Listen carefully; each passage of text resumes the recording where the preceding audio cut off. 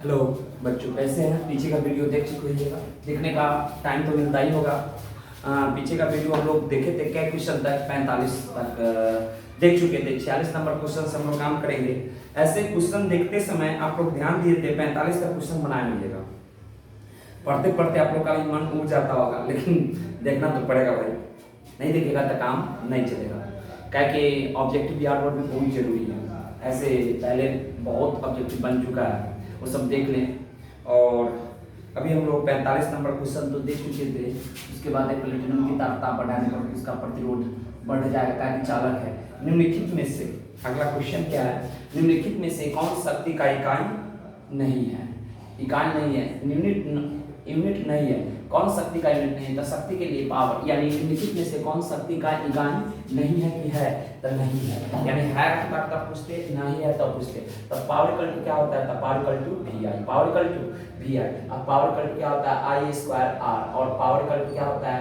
तो we square by are. अगर यहाँ से यूनिट देखा जाए तो पावर का यूनिट देखना है, तब इसका कुछ होगा वोल्ट, कुछ हो जाएगा वोल्ट, करंट का एम्पियर, वोल्ट एम्पियर तो होगा ही। सर इस शक्ति इकाई नहीं है, नहीं वाला चुना है, तो वोल्ट इंटू एम्पियर भी होगा। उसके बाद पावर का यूनिट वाट होता ही नहीं, पावर कैसे मतलब वाट।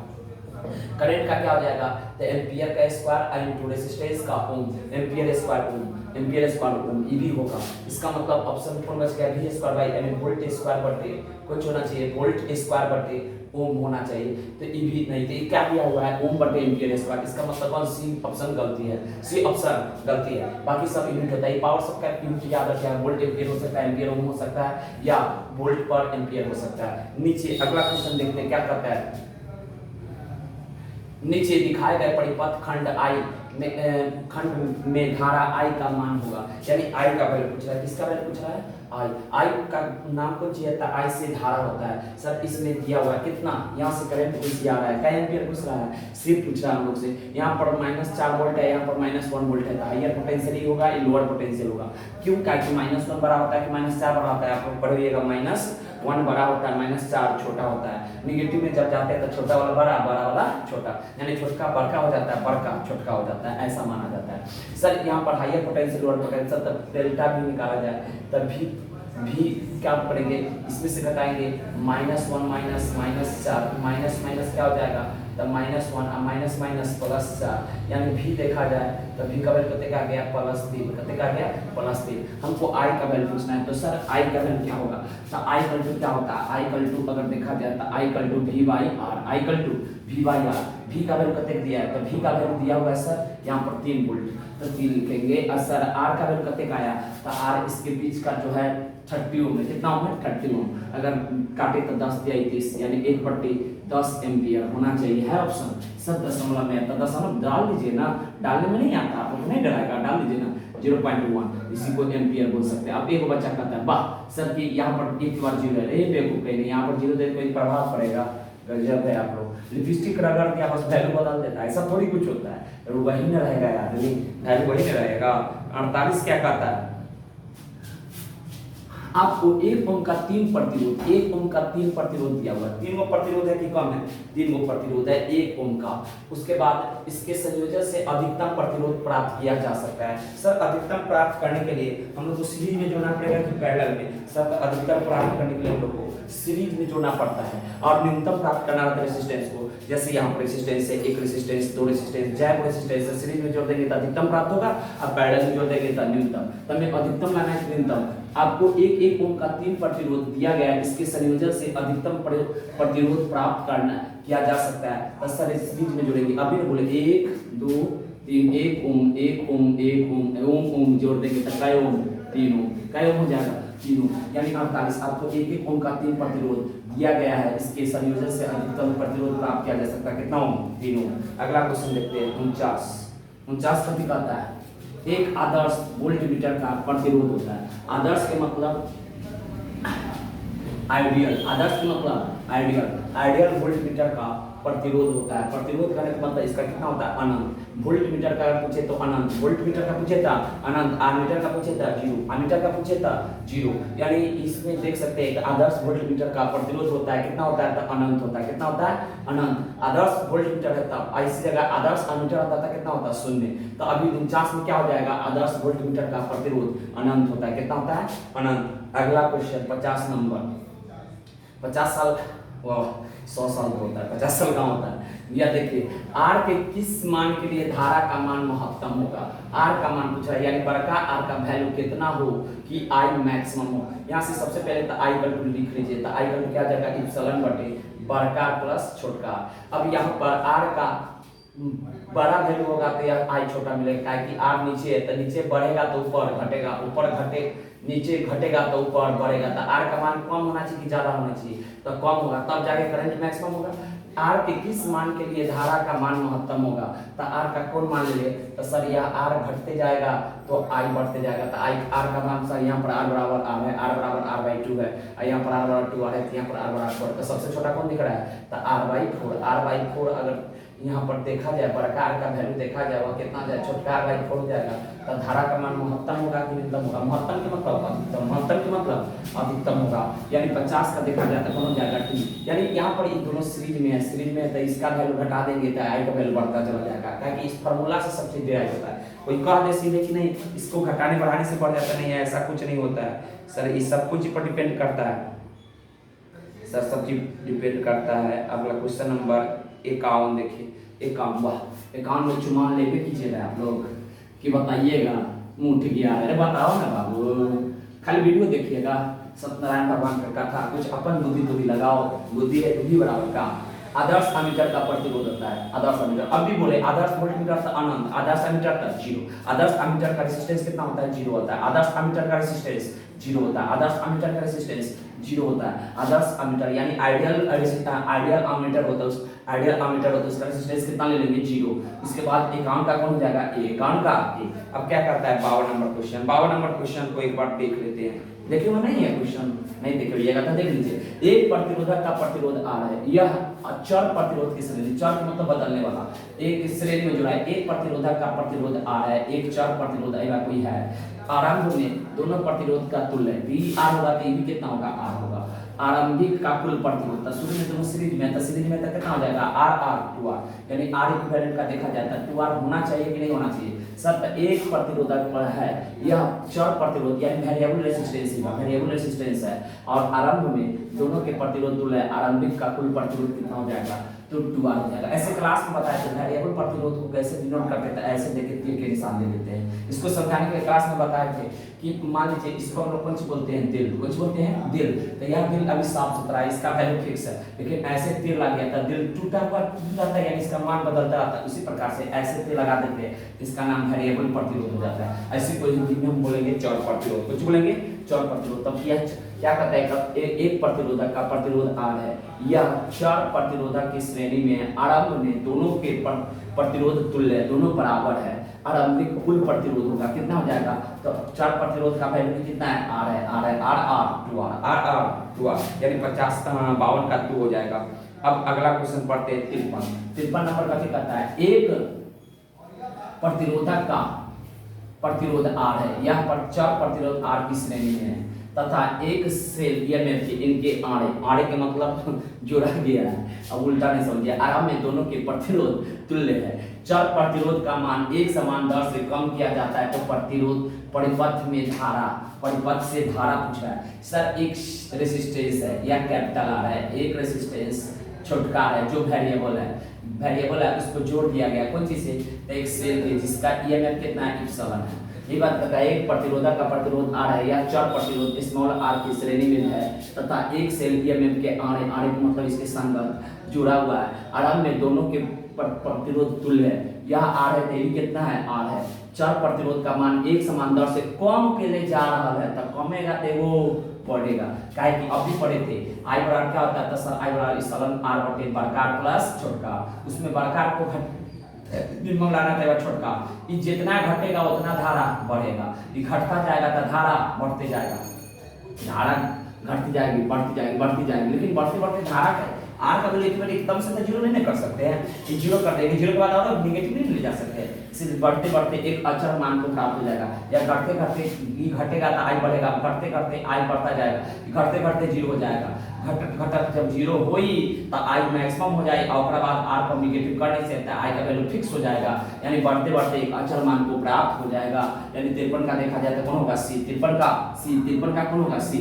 ऐसे अब 54 नंबर को करते हैं, क्या करते हैं 54 नंबर को कीजिएगा कि छोड़ दीजिएगा, सर कर लेते हैं। क्या कहता है प्रतिरोधकता का ताप गुणांक का एसआई मात्रा, प्रतिरोधकता का कौन से डिनोट करते हैं रो से, प्रतिरोधकता को कौन से डिनोट करते हैं रो से, इसको इंग्लिश बोलते हैं रेसिस्टिविटी, कौन से बोलते हैं रेसिस्टिविटी। प्रतिरोधकता ताप गुणांक का एसआई मात्रा, ताप गुणांक का पूछा तो बताया कि रो 2 बराबर रो 1 into 1 plus alpha delta T, इसका पूछता है सर, इसका यूनिट नहीं है, दोनों का मिला के यूनिट नहीं होगा, alpha delta T unit less बराबर 1 बोल सकते हैं, तो अल्फा बराबर क्या हो जाएगा डेल्टा टी का, कि हमको सॉरी 1 डेल्टा टी होगा, इधर गुना में तो उधर जाएगा बजाएगा जुना नीचे में डेल्टा टी हो जाएगा, कुछ हो जाएगा डेल्टा टी। सर यहाँ से देखा जाए 1/डेल्टा टी, 1 का 1 डेल्टा टी टेम्परेचर है, चेंज इन टेम्परेचर, टाइम नहीं समझिएगा, चेंज इन टेम्परेचर। प्रतिरोधकता का ताप गुणांक का पूछा, यानी अल्फा कौन बोलते थे, इसको बोलते थे प्रतिरोधकता ताप 2 पर, इसको बोलते थे प्रतिरोधकता ताप 1 पर, 1 सब कांस्टेंट है, डेल्टा टी टेम्परेचर में चेंज है, और अल्फा को चाहिए ताप गुणांक का निकालना, या डेल्टा टी का केल्विन हो जाएगा, यानी पर केल्विन जाएगा तो केल्विन इनवर्स आने तक पर केल्विन, तो कौन हो जाएगा बी नंबर, यानी 54 का बी, 54 का बी। अब कहता है 55 बचपन से देखते आ रहे हैं, याद होना चाहिए 55 आप लोगों को, 55 को हम लोग कब से देख रहे हैं, बचपन से याद कर, क्लास में पढ़े रहे हो। यदि ताप का मान 3 डिग्री से बढ़ा दिया जाए, ताप का मान बढ़ाना है कि दोसर चीज का जरा, तो प्रतिरोधकता का ताप गुणांक मान, अब देखिए अल्फा के बराबर में, अब अल्फा का वैल्यू लगभग अब 3 डिग्री सेल्सियस, जैसे रो 2 बराबर क्या लिखते हैं रो 1 into 1 plus alpha delta T. अब यहाँ से देखा जाए तो सर ई रो 2 रो 1 तक ताप बढ़ने के साथ बढ़ेगा, लेकिन अल्फा में बहुत कम चेंज आता है, बहुत ताप बढ़ाने के बाद तरीका सब चेंज होता है, और बहुत चेंज करेंगे ताप, अगर ताप कितना डिग्री सेल्सियस देखना से कुछ होगा, ये तो हो गया ऊँट के मुंह में जीरा, सुनिए कहावत, यानी अब ऊँट के मुंह में जीरा, जैसे आपको पूरा प्यास लगा है, उस चाकू से प्यास मर जाएगा, यानी कहने का मतलब तरीका ताप बढ़ा रहा है, फिर करे कि नहीं भैया ताप गुणांक बढ़ जाएगा, ऐसा संभव नहीं है, अर्थात लगभग क्या रहेगा समान, एप्रॉक्स समान रहेगा, यानी बढ़ेगा तो थोड़ा भी थोड़ा बढ़ जाए तो कुछ होगा ही नहीं। अब मान लीजिए 2 इंच बढ़ जाए तब कुछ अलग बात है, 2 इंच बढ़ रहा है नहीं भाई, थोड़ा सा बढ़ा इससे कोई प्रभाव नहीं पड़ेगा। यदि ताप का मान 3 डिग्री सेल्सियस से बढ़ा दिया जाए तो प्रतिरोधकता ताप गुणांक क्या हो जाएगा, लगभग समान रहेगा। 55 का कौन हो जाएगा, ये थोड़ी बेस्ट है, एक क्वेश्चन आप लोग का सब्जेक्टिव न्यूमेरिकल टाइप नहीं है, इसका कॉज देके बताया, अगला थ्योरी बेस्ट है। अब थ्योरी तो आप लोग भयंकर पढ़े होइएगा।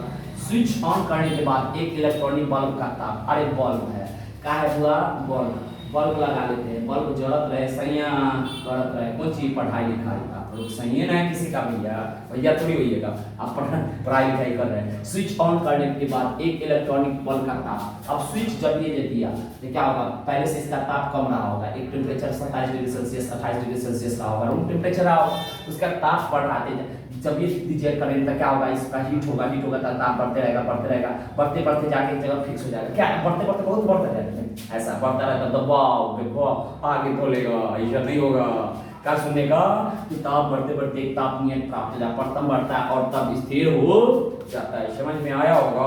अरे गाँव घर में बॉल लगा, अरे अपने घर में बॉल लगा है, वो पहले से कम ताप रहता है, ताप बढ़ते बढ़ते अब ताप बढ़ते बढ़ते कुछ ताप बढ़ जाता होगा, रुक जाता होगा। अब ऐसा तो नहीं कि ताप बढ़ते रहेगा, वैसा होगा तो बवाल हो जाएगा।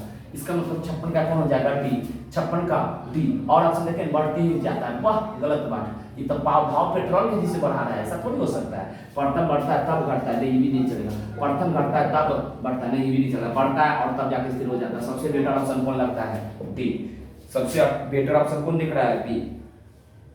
अब देखिए क्या कहता है 57 क्वेश्चन अगर पढ़िएगा 100 वाट, कितना वाट, 100 वाट का हीटर लगा दी राजा, ये राजा हीटर लगाना है 2 मिनट में उत्पन्न ऊष्मा किसके बराबर होगा, यानी 2 मिनट में हीटर के उत्पन्न ऊष्मा पूछ रहा है। तो बोले सबसे पहले H बराबर क्या हो जाएगा, आई स्क्वायर आर टी। क्या देखे कई बार फॉर्मूला चलेगा, नहीं सर पावर दिया है टाइम दिया है तो पावर वाला यूज कर लीजिए ना। तो power equal to heat by time होता है, यानी वर्क बटे टाइम होता है। तो वर्क की जगह पर हीट नहीं लिख सकते हैं, तो वही हीट बटे टाइम होता है। तो हीट बराबर क्या हो जाएगा, पावर इनटू टाइम, या वर्क बराबर क्या हो जाएगा, power into time. Work power का वैल्यू कितने है, 100 वाट। कितना वाट है, 100 वाट, यानी 100 वाट। और इनटू टाइम कितने है, 2 मिनट। क्या मिनट, 2 मिनट। तो 2, अब मिनट है तो मिनट को सेकंड में डालेंगे, बिना मिनट में काम नहीं चलेगा। तो सेकंड में डालेंगे तो कितना से गुना करेंगे, 60 से। तो 6 गुना मिनट को 1 मिनट बड़ा 60 सेकंड, तो 2 मिनट बड़ा 2 गुने 60 नहीं हो जाएगा। तो 6 गुना 12, यानी 12 तो लिखिए दीजिए। अब 2 को 0 1 3 को कै गो गोलका, 3 गो गोलका, कै गो 3 गो, कितना उत्पन्न होगा। अब देख लेते हैं ऑप्शन उस साइड है, अब उस साइड है, यानी कितना क्या करते हैं, 12 गुने 10 के पावर 3 या 12 किलो जूल। अब देखिए कौन सी में ऑप्शन है, से देख लेते हैं पहले। तो 12 गुने 3 है, क्या बड़े 12 पर 3 को 0 आया था, 3 को गोलका आया था। तो 12 गुने 10 के पावर 3 एनर्जी का ऐसा मतलब कौन होगा, जूल। नेक्स्ट क्वेश्चन पढ़िए, कौन क्वेश्चन पढ़ना है सर। अगर दिक्कत है पीछे तो पाउच करके पीछे करिए, पाउच यानी वीडियो रोक के पीछे हो जाइए, पाउच कीजिए।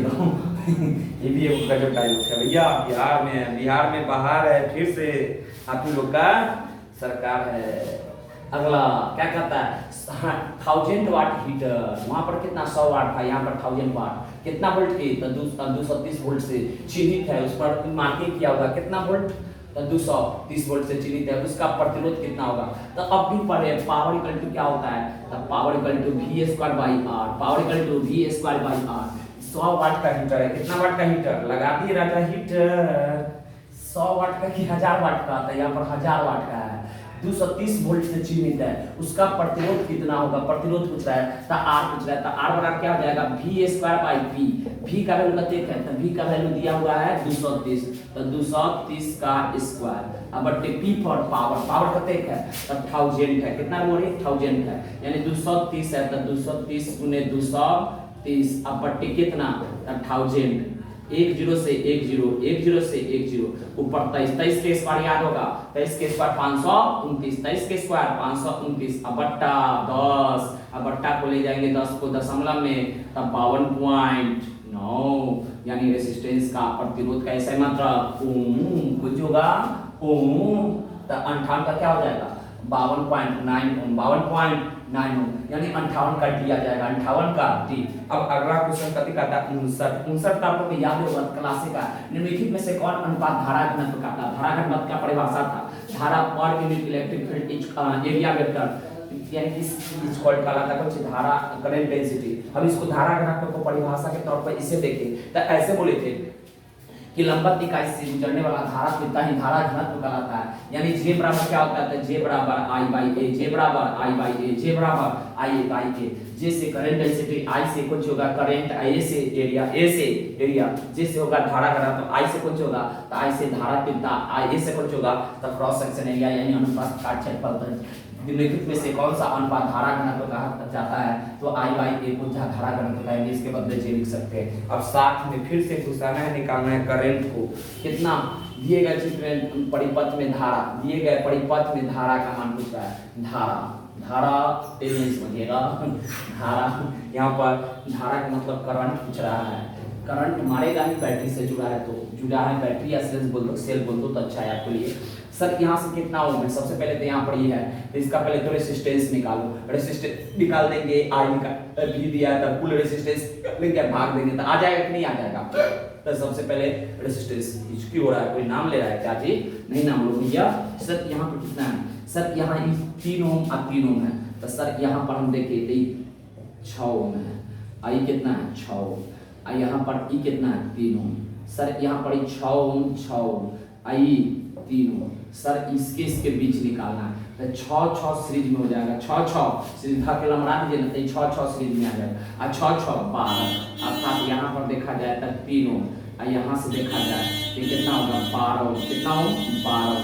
अब 12 ओम 3 ओम कुछ में है, तो सर 12 ओम 3 ओम पैरेलल में, किसी में पैरेलल में, तो पैरेलल में आरपी बराबर क्या होता है, तो आरपी बराबर R1 R2 बट्टा R1 plus R2, R1 plus R2। Sir यहाँ से देखा जाए तो क्या हो जाएगा 3 गुने 12, 3 गुने 12 अब बटे 3 प्लस 12 यानी क्या हो जाएगा 36 बटे 15 यानी यहाँ से R का वैल्यू देखा जाए तो कितना 36 बटे 15, 36 बटे 15 अगर यहाँ पर काटा जाए 3 से तो कितना आ जाएगा 3 से काटेगा तो 5 तिहाई 15 और ऊपर में 3 से काटेगा तब 12, फिर से दशमलव बैठाना है तो क्या करेंगे 5 से भाग देंगे तो इसका 2.4 आ जाएगा 2.4।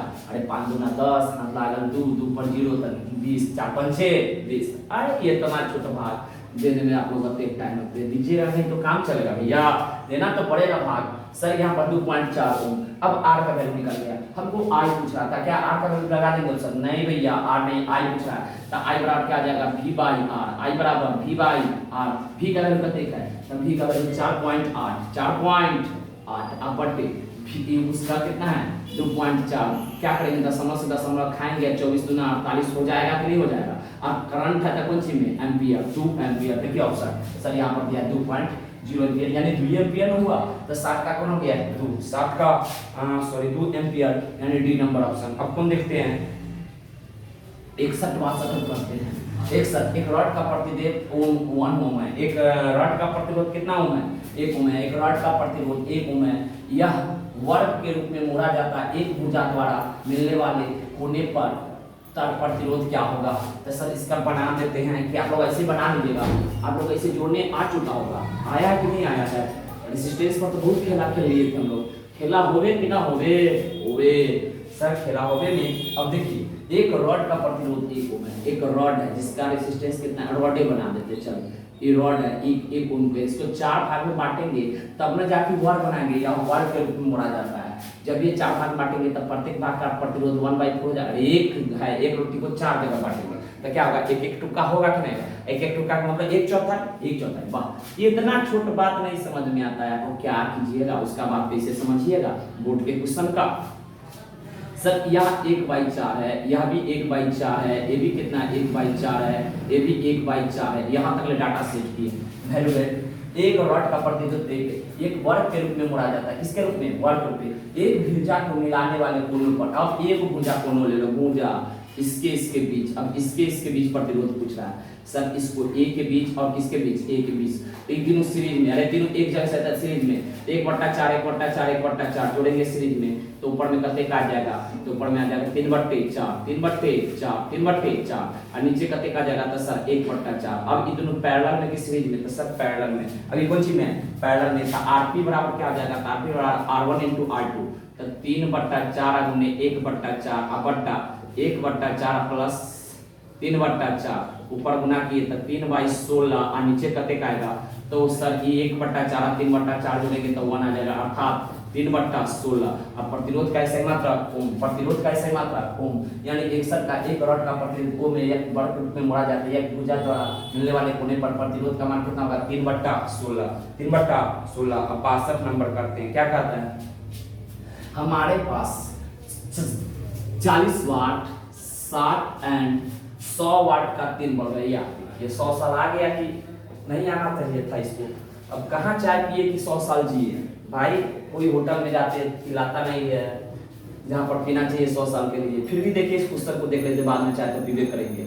हमारे पास कितना 220 वोल्ट 220 वोल्ट पर 40 60 एवं 100 वाट के 3 बल्ब है। कै बल्ब है? 3 बल्ब जरत रहे सैया करत रहे। कौन सी? पढ़ाई लिखाई। बुआ देख लीजिए आप लोग, पढ़ाई लिखाई बाद में कीजिएगा। इनमें से सबसे कम प्रतिरोध किसका होगा? सबसे कम प्रतिरोध मिनिमम रेजिस्टेंस पूछ रहा है तो सबसे पहले तो आपको इसमें पावर और वोल्टेज और रेजिस्टेंस का कोई फार्मूला सोचना पड़ेगा। तो किसको नहीं याद होगा? Power equal to V²/R, power equal to V²/R। Power equal to क्या होता है? V/R। अब पावर और रेजिस्टेंस का तुलना करना है। V तो कांस्टेंट है, 3 बड़े इसमें से सबसे कम प्रतिरोध तो इसको निकालना, इसको ऊपर ले जाता R बराबर V²/P। अब P ज्यादा होगा तो R कम होगा। अरे P फॉर पावर, P नहीं समझिएगा, R से कुछ होगा रेजिस्टेंस।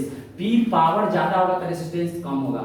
किसका ज्यादा होगा, तो 40 वाट वाला कि 100 वाट वाला कि 100 वाट वाला कि 60 वाट वाला, तब पावर 100 वाट वाला ज्यादा होगा तो उसका रेजिस्टेंस कम होगा, यानी R inversely proportional 1/P, P ज्यादा था R कम, अब P किसका कम है, तो P सबसे कम 40 वाट का, तो उसका रेजिस्टेंस ज्यादा होगा, लेकिन इसमें सबसे कम प्रतिरोध प्राप्त होता है तो 100 वाट वाला का रेजिस्टेंस सबसे कम होगा, तो कौन हो जाएगा ऑप्शन नंबर सी, 62 का 100 वाट बल्ब का रेजिस्टेंस क्या होगा, सबसे कम होगा। आई मेरा था सबसे ज्यादा रेजिस्टेंस कितना हो जाता था, 40 वाट वाला का। नेक्स्ट क्वेश्चन कितना, 63 क्या करता है, 63 4 किलोवाट, कितना 4 किलोवाट बॉयलर, बॉयलर किसको बोलते हैं वो सबसे पहले तो समझिए, बॉयलर गर्म करने वाला, पानी गर्म करने वाला या कोई चीज को गर्म करने वाला जो हीटर होता है उसको हम लोग कहते हैं बॉयलर, कुछ कहते हैं बॉयलर। क्या कहता है, एक 4 किलोवाट का बॉयलर कितना घंटा चलता है, 2 घंटा, घंटा समझ रहे हैं ना, क्यों नहीं समझते, प्रतिदिन उपयोग किया जाता है 30 दिनों में उपभुक्त